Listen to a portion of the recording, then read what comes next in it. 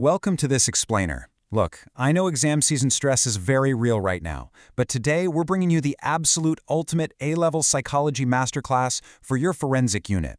If you're looking to secure those top-tier marks on how we deal with offending behavior, you are in exactly the right place.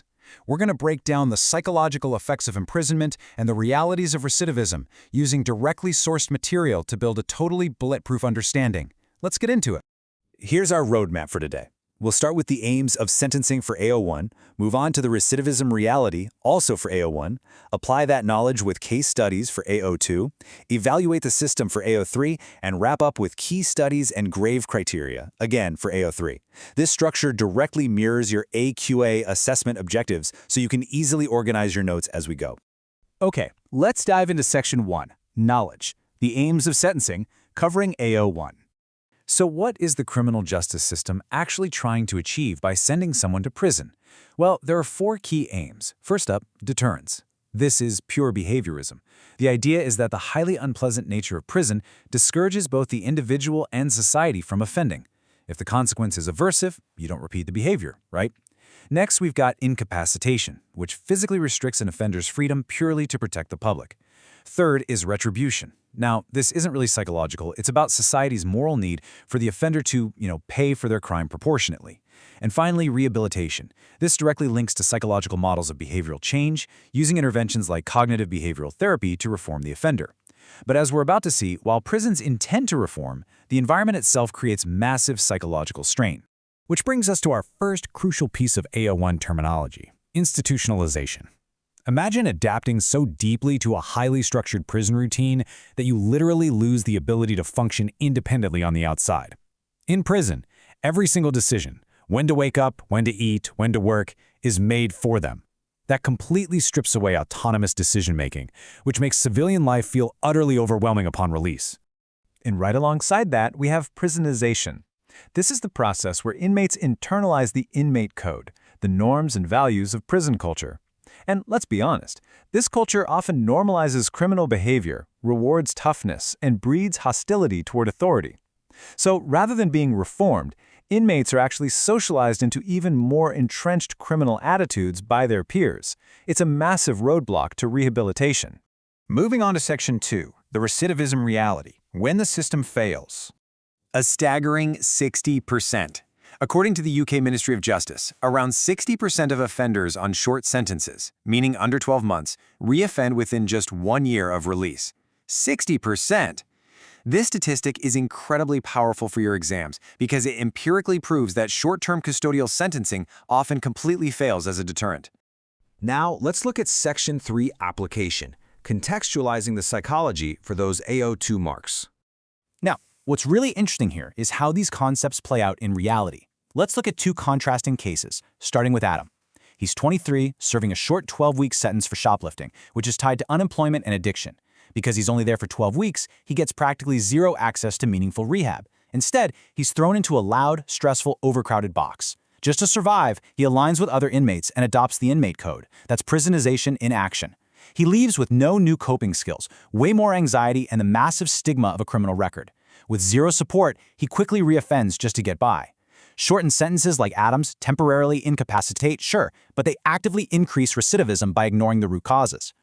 On the flip side of the spectrum, meet David. He's 48 and has been inside for 22 years. This is severe institutionalization. He relies totally on the external structure of the prison just to feel safe and mentally held together. When he's finally released, the freedom is literally paralyzing. He can't navigate public transport, modern tech, or even figure out what to eat. The anxiety is so intense that within 6 months he commits another offense. But notice the psychology here. He doesn't reoffend out of malicious intent. He's doing it as a coping mechanism to escape the sheer terror of unstructured freedom and just get back inside. Okay, you want those top-end AO2 marks? Here's the secret. Synthesis. You have to connect this to other AQA units. Take the behaviorist approach. Prison is supposed to be a punishment, right?